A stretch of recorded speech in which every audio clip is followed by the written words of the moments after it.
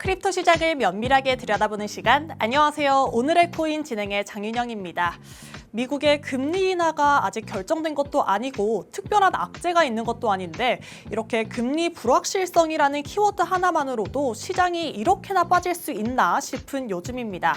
특히 지난주에는 비트코인도 알트코인도 연일 고공행진을 이어갔기 때문에 이번 주의 흐름이 더 아쉽게 그리고 좀 실망스럽게 느껴지시는 분들도 많으실 것 같은데요.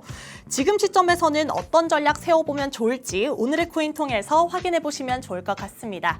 일단 간밤에 마감됐던 뉴욕 증시부터 살펴보도록 하겠습니다. 뉴욕 증시 3대 지수는 혼조세로 마감했습니다. 다우존스 보합권에서 소폭 상승하면서 0.02% 홀로 오르는 모습 보여줬고요. 기술주들의 부진 속에 S&P 500과 나스닥은 각각 0.59%, 1.46% 빠졌습니다.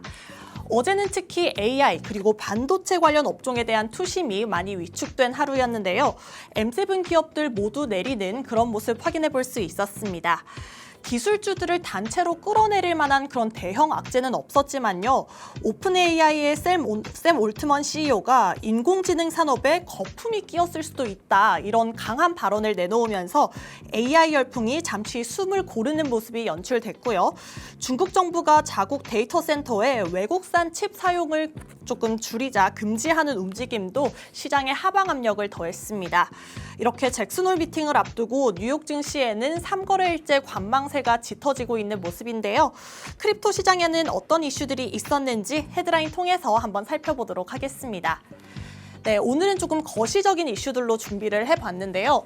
글로벌 암호화폐 시장에서 하루 사이에 대규모 청산이 이뤄졌다는 소식부터 이 비트코인의 김치 디스카운트가 이루어지는 모습까지 한번 다뤄보도록 하겠습니다. 먼저 첫 번째 이슈부터 만나보시죠.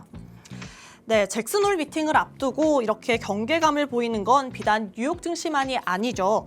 글로벌 암호화폐 시장에서는 지난 24시간 사이 3,700억 원 규모의 청산이 이루어졌습니다. 이 가운데 95%가 롱 포지션, 매수 포지션을 취하고 있었고요. 이더리움에서 약 2,300억 원, 그리고 비트코인에서 약 1,400억 원이 강제 청산된 것으로 집계가 됐습니다. 금리 인하 기대감이 조금은 옅어진 가운데 가격 흐름뿐만 아니라 내재 변동성 지표까지 치솟으면서 이 불안 심리가 드러나고 있는 모습인데요. 200일선을 봤을 때는 그래도 여전히 상승 추세가 이어지고 있다, 이런 분석도 나오고 있습니다. 흥미로운 건 개인과 기관의 온도차인데요. 기관은 이런 상황 속에서도 비트코인을 계속해서 추가 매수해주면서 장기적인 성장 가능성에 베팅해주고 있습니다. 하지만 개인 투자자들은 단기 조정을 조금 무서워하면서 방어적인 포지션을 취하고 있는 상황입니다. 이렇게 장기 낙관론 그리고 단기 방어 심리 사이에서 이 암호화폐 시장이 어떤 방향으로 움직이게 될지 계속해서 지켜보시면 좋을 것 같습니다. 이어서 두 번째 이슈도 만나보시죠. 네, 지금은 이렇게 비트코인이 조금의 조정을 받고 있지만 최근까지는 전 고점을 돌파해주는 강한 모습 확인해 볼 수 있었죠. 국내 거래소에서는 오히려 해외보다 더 싸게 거래되는 이 역김치 프리미엄이 현상이 나타나고 있습니다. 올 초까지만 해도 이 김치 프리미엄이 이 10%에 육박을 했었는데 이 최근에 한 달 사이에 마이너스 2%까지 벌어지면서 김치 프리미엄이 김치 디스카운트로 바뀐 겁니다. 국내 자금이 주식시장으로 이동하면서 이 국내 거래소 규모 자체가 줄었다는 게 원인으로 꼽히고 있는데요. 반면 미국에서는 비트코인 현물 ETF가 승인되면서 이 기관 자금이 대거 유입이 됐습니다. 현재 미국은 한국의 16배가 넘는 비트코인 자금을 보유하고 있는 것으로 알려져 있는데요. 일각에서는 한국 투자자들이 이 비트코인을 더 싸게 살 수 있는 기회다라는 이런 분석도 나오고 있습니다. 하지만 이 김치 프리미엄, 김치 디스카운트 자체가 가격 상승을 보장하지는 않기 때문에 자금 흐름의 변화 그리고 시장 체력을 모두 살펴보시면서 투자해 보시는 게 좋겠습니다. 이렇게 간밤에 나온 이슈 두 가지도 만나봤고요. 실시간 시장 분위기도 한번 살펴보도록 하겠습니다. 네, 전반적으로 하락장이 펼쳐지고 있습니다. 어제에 이어 오늘도 낙폭을 조금 더 키운 모습인데요.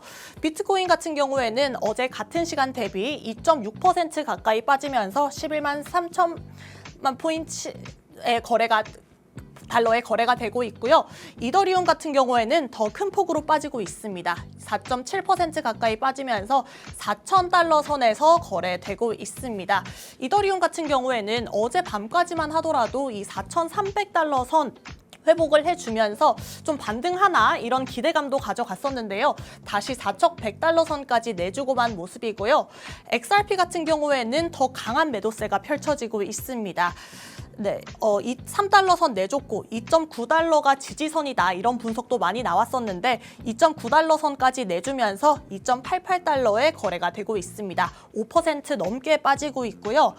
카르다노 같은 경우에도 7% 넘게 빠지면서 강한 빨간불 켜주고 있습니다. 그리고 밈코인 단에서도 도지코인 5% 넘게 빠지고 있고요. 시바이누와 페페 또한 빨간불 켜내고 있는 모습입니다.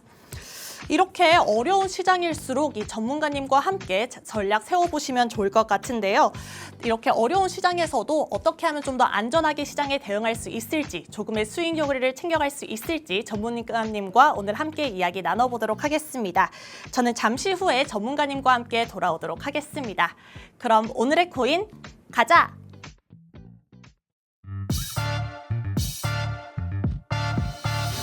네, 수요일 오늘의 코인 본격적으로 출발해 보도록 하겠습니다. 저희 방송 55분까지 진행될 예정인데요. 방송 끝나고 나서도 시장과 관련된 이슈들 계속해서 업데이트 받고 싶다, 만나보고 싶다 하시는 분들을 위해서 하단에 QR코드 마련해 뒀습니다. 지금 바로 하단에 QR코드 스캔하셔서 정보방 안으로 입장하시면요. 방송 끝나고도 24시간 동안 전문가님의 다양한 전략 만나보실 수 있습니다. 지금 바로 들어오셔서 편하게 시청해 주시면 되겠습니다. 그럼 오늘 저와 함께할 전문가님 지금 바로 모셔보도록 하겠습니다. 오늘은 정진영 전문가님과 함께합니다. 전문가님 안녕하세요. 네, 안녕하세요. 네, 인사부터 나눠주시죠. 네, 안녕하세요. 시그널림 센터장으로 이제 있는 정진영 전문가입니다. 제가 이제 리스크 관리자로 이렇게 우리 투자하시는 분들에게 많은 내용을 드리고 있는데 제가 지속적으로 손절은 필수다라고 말씀드리고 있는데 많은 분들이 좀 손절을 안 하고 계신 것 같아요. 그렇기 때문에 아무래도 오늘 또 우리 앵커님께서 정말 좋은 내용들, 저랑 비슷한 내용들 많이 들고 오셨기 때문에 제가 조금 더 상세한 분석을 해서 우리 투자하시는 분들에게 많은 도움 될 수 있도록 노력해 보겠습니다. 네, 이렇게 어려운 시장 속에서도 많은 도움될 말씀 전해주실 것으로 보이는데요. 먼저 지난 방송에서는 금리 인하 기대감이 높아지면서 나타날 수 있는 그런 경제 현상 등에 대해서 이야기 나눠봤습니다. 달러가 약세를 보인다면 글로벌 시장에서 어떤 리스크가 발생하게 될지 다양한 시나리오와 함께 대응책까지 상세히 다뤄주셨는데요.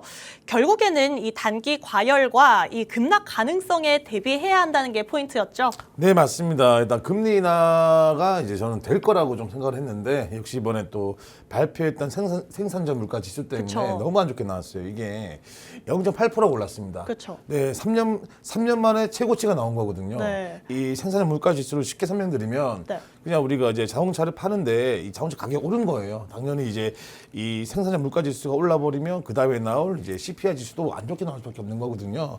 그렇기 때문에 금리 인하적인 이런 불확실성이 커지지 않았나라고 생각을 하고 있는 부분입니다. 네, CPI가 먼저 발표됐을 때만 해도 조금 시장이 환호하는 모습이었는데 PPI가 너무 안 좋게 나오면서 이게 금리 인하에 대한 기대감도 줄어들고 시장에도 악영향을 미치는 그런 모습이 확인이 되고 있습니다. 그에 따라서 지난 14일에 비트코인이 사상 최고가를 경신한 이후에 계속해서 떨어지는 모습이 확인이 되고 있죠. 일주일도 안 되는 기간 동안 이 $10,000 이상의 조정을 받고 있는데요. 떨어지는 이유를 안다면 이 조정 흐름을 기다리기도 또 시장에 대응하기도 조금 더 쉬워질 것 같은데요. 좀 아무리 단기 급등이었다고 해도 이렇게 빨리 빠지는 요인 어떤 것들이 있을까요? 아무래도 이제 우리 앵커님께서 말씀하신 것처럼 지금 개인들보다는 기관들 자금이 많이 들어와 있습니다. 기관들 자금들은 아무래도 우리 개인 투자하시는 분들보다 금액이 큽니다. 그렇기 그렇죠. 때문에 이제 수익을 받기 때문에 팔아야겠죠. 그렇죠. 그런 현상이 발생되었다고 말씀드릴 수 있는 부분이고 두 번째는 현물 시장만 있는 게 아니고 선물 시장도 있습니다. 지금은 이제 현물 시장보다 선물 시장이 커지고 있기 때문에 롱 포지션에 대한 이런 방어벽을 치기 위해서 아마 대거 청산되지 않았나 그러면서 큰 하락이 나왔고요. 세 번째는 이제 바로 아까 말씀드렸던 금리 정책이나 불확실성입니다. 그리고 네 번째는 이제 기술적 저항 테스트죠. 쉽게 말해서 너희가 이제 물량 더 받을래 말래 이런 느낌이라 보시면 되는 거거든요. 근데 여기서 제가 말씀드리고 싶은 거는 세 번째가 굉장히 중요한 것 같아요. 우리 앵커님 말씀하셨지만 21일 내일부터 이제 22일까지 아마 잭슨홀 미팅이 있습니다. 죄송합니다. 23일까지네요. 그렇기 때문에 3번의 주제로 제가 조금 더 상세히 말씀을 드리도록 하겠습니다.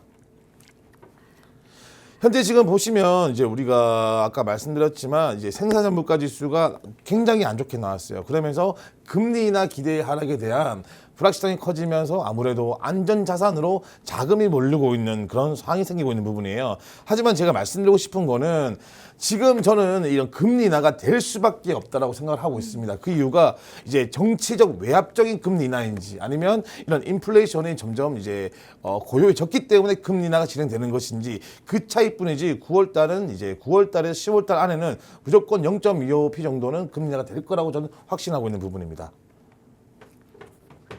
네, 기관 자금이 좀 많이 들어와 있기도 하고 확실히 금리 인하, 금리 정책에 대한 불확실성이 더해지면서 이 시장이 좀 약세 흐름을 이어가고 있습니다. 이렇게 비트코인이 고점을 달성한 이후에 계속해서 빠지는 모습, 조금 예상보다도 더 많은 조정을 받고 있는 요인을 5가지로 정리를 해주셨는데요. 말씀해주신 것처럼 사실 시장 분위기를 살펴봤을 때 지난주와 가장 달라진 점이 무엇이냐 하면 금리 인하에 대한 기대감이 아닐까 싶습니다. 이렇게 PPI가 조금 안 좋게 나오면서 금리 인하에 대한 기대감 옅어지고 있고요. 안전자산으로 자금이 몰리면서 시장이 빠지고 있다는 말씀해 주셨습니다. 그럼에도 이렇게 안전자산으로 자금이 몰리고 있지만 이렇게 금리 인하는 그래도 단행이 될 것이다라는 말씀까지 이제 덧붙여 주셨는데요. 이제 연준이 이제 금리 결정을 조만간 하게 될 텐데 이런 불확실성에 대해서 조금 더 설명을 해 주실 수 있으실까요? 일단 제가 조금 더 상세히 말씀을 드리자면 아마 이번 잭슨홀 미팅에서는 우리 파월 의장께서 이제 그 쉽게 말하면 이제 프레임워크, 통화 정책에 대한 어떤 변화적인 부분에 대해서 분명히 상세히 말을 할 겁니다. 이 중앙은행에 대해서 이제 프레임워크로 진행해서 어떤 식으로 완화할 것이고 어떻게 이 중앙은행이 이제 인플레이션에 대한 경제적 악화가 됐을 때 대응할지 이걸 내용을 이야기한다라는 거는 결국에는 금리 인하를 단행하겠다라는 뜻으로 보시면 되는 부분이거든요.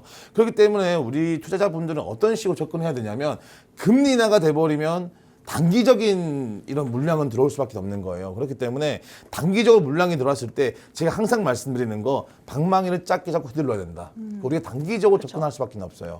아마 우리 투자하시는 분들 길가에 가시다 보면 분명히 느낄 겁니다. 경제가 좋지 않다. 물가가 오르고 있다. 제가 최근에 이제 밥을 먹으러 갔는데 돌솥 비빔밥이 한 4,000원 정도 하더라고요. 굉장히 비싸더라고요. 그렇기 때문에 우리가 느끼고 있는 이 경제 지표가 이제 실질적으로 우리 투자에 도움되는 이제 우리 인간 지표라고 말할 수 있는 부분이거든요. 그래서 우리는 이제 단기적인 접근성으로 그리고 손절가, 쉽게 설명드리면 포트폴리오를 구성해서 접근하는 게 투자에서 가장 좋은 혁신적이다라고 말씀을 좀 드리고 싶습니다. 네, 파월 의장이 조금은 애매한 포지션을 이렇게 취하고 있더라도 금리 인하가 될 것이라는 말씀 해주셨습니다. 금리 인하가 된다면 이렇게 지난주부터 계속해서 단기적으로 접근을 해야 된다 이렇게 말씀을 나눠주시고 계신데요. 이럴 때일수록 좀 더 손절가나 이런 포트폴리오를 더 계획적으로 구성을 해서 접근하시는 게 좋겠죠.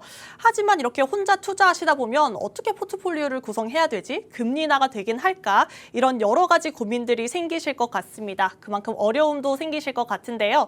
그렇기 때문에 QR코드 스캔하셔서 이 정보망 안으로 들어오시면요. 전문가님이 어떻게 대응할지 24시간 동안 알려주십니다. 지금 바로 입장하셔서 편하게 시청해 주시면 될 것 같고요. 그렇다면 지금 시장 분위기 어떤지 살펴보면 좀 좋을 것 같은데요. 비트코인부터 실시간 차트 전문가님과 함께 읽어보도록 하겠습니다. 현재 흐름 어떤지 그리고 어떻게 대응해보면 좋을지까지 하나씩 짚어주시죠. 자, 이제 비트코인 관련해서 제가 간단히 말씀드리는 거는 저번 방송에도 아마 우리 보신 분들은 아실 겁니다. 그쵸? 제가 116K가 굉장히 중요하다고 말씀을 드렸습니다. 근데 아직까지 116K가 깨졌는데 뭐 알트코인을 두고 계신 분들은 어쩔 수가 없는 부분이에요. 왜냐하면 우리가 112K에서 115K까지 굉장히 중요한 부분들은 112K가 무너져 버리면 알트코인이 더 큰 폭으로 무너질 거란 말이에요. 제가 그것 때문에 1차적으로 이제 116K에서는 우리가 어느 정도 손절을 해야 된다라고 말씀을 드린 부분입니다.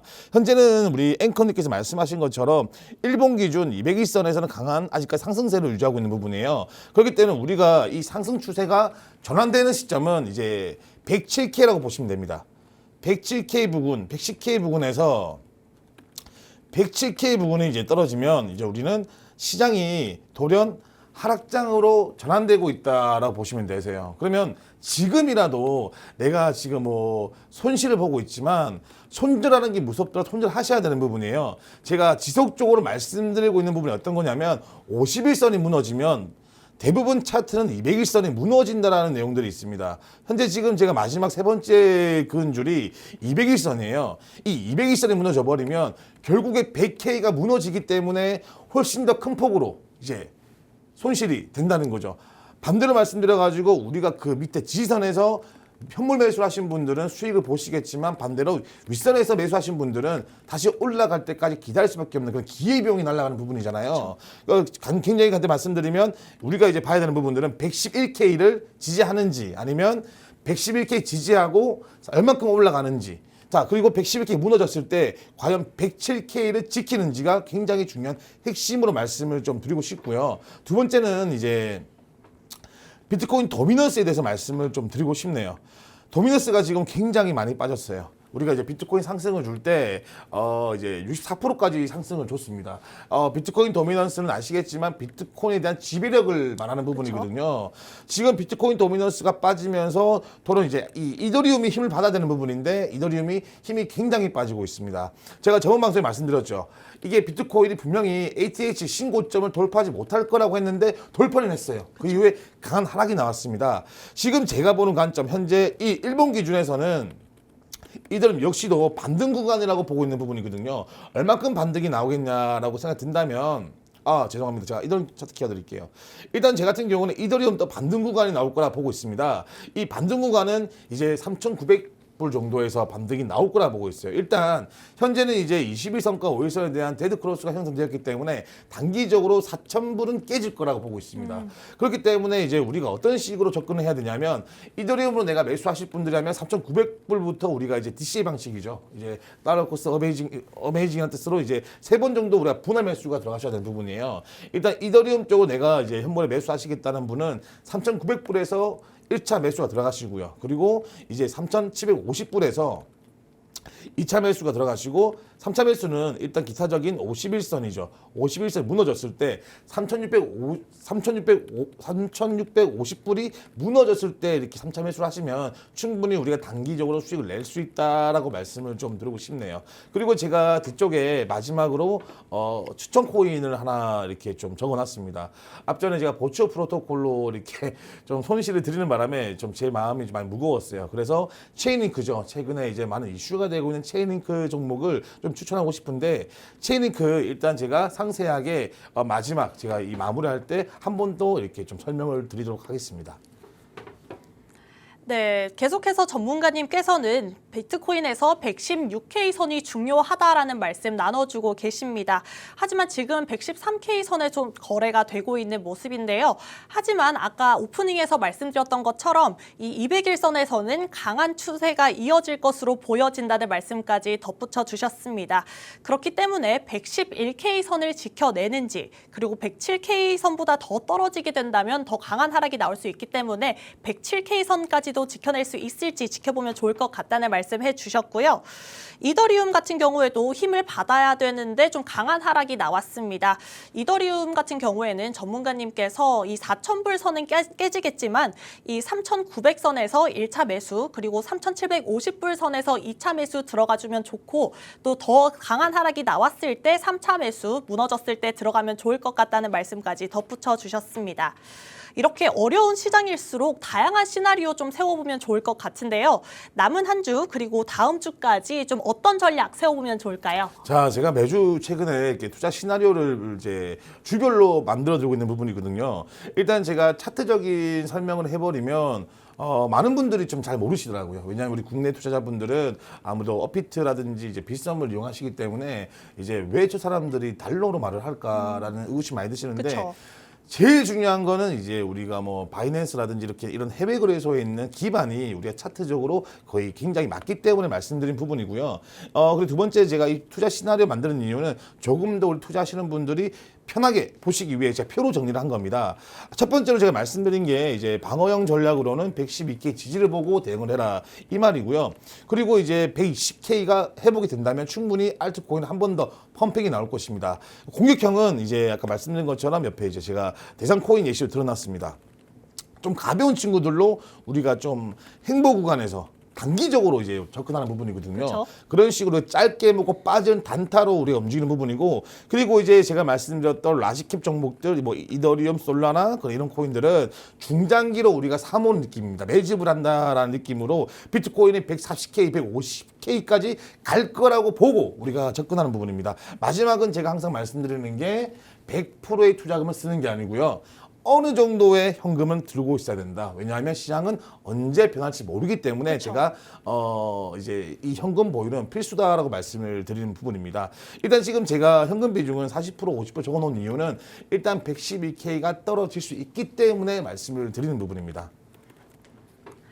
네, 이렇게 단기적으로, 장기적으로, 그리고 현금을 얼마나 쓰면서까지 잡을 수 있는 전략 4가지 소개해 주셨습니다. 이렇게 다양한 시나리오를 구성해서 포트폴리오를 만들어 보시면 조금 더 수익률을 가져가실 수 있지 않나, 이런 조정 흐름도 잘 버텨낼 수 있지 않나 싶은 생각이 드는데요. 마지막으로 오늘 전문가님께서는 조금 더 안전하게 잡아볼 수 있는 자산 하나 가져오 주셨습니다. 바로 체인링크 소개해 주실 텐데요. 하나씩 짚어주시죠. 체인링크, 제가 지금 우리 투자자분들의 이제 관심 종목이라고 설명드린 종목들은 시총이 큰 종목들입니다. 그렇기 때문에 사실 단기적으로 접근도 가능한 부분이고, 우리가 이제 비트코인이 아까 말씀드렸던 140K, 150K까지 갈 거란 전망으로 우리가 매집할 수 있는 코인들이에요.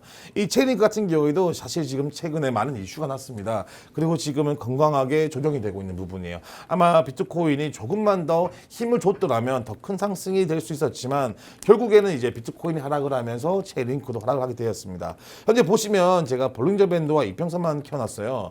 이 볼린저 밴드가 사실 상승으로 그림을 그리다가 조정이 나왔기 때문에 여기서도 우리가 뭐 매수하신 분들도 저 말씀드리고 싶은 게 조금 더 상승이 나오지 않을까라 보고 있지만, 저는 조금 더 리스크를 관리하기 위해서 일단 21선에 1차 매수가 들어갑니다. 21선에서 1차 매수가 들어가고, 가격은 29,500원쯤에 1차 매수가 들어가는 거예요. 그리고 조금 더 추후에 비트코인이 107K까지 떨어진다라고 생각을 했을 때 26,100원쯤에 2차 매수가 들어갑니다. 그럼 제가 계산해 보니까 평단이 27,800원에서 28,000원까지 잡히게 되는 부분이거든요. 그럼 충분히 한 번 더 이제 상승으로 리테스트를 했을 때 우리가 5%에서 10%까지는 수익을 낼 수 있는 부분이고요. 그리고 강한 상승이 나왔을 때는 30%에서 50%까지 충분히 수익을 낼 수 있다라고 말씀을 좀 드리고 싶은 부분입니다.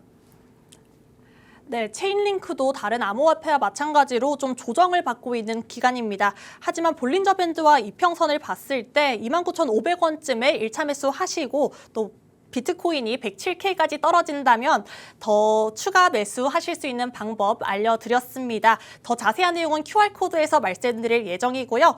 저희가 오늘 준비한 방송은 여기까지입니다. 본 방송에서 제공해드리는 정보는 투자 판단에 대한 조언일 뿐 해당 자산의 가치 또는 상승 하락을 보장하지 않는다는 점 참고 부탁드립니다. 지금까지 시청해주신 여러분 고맙습니다.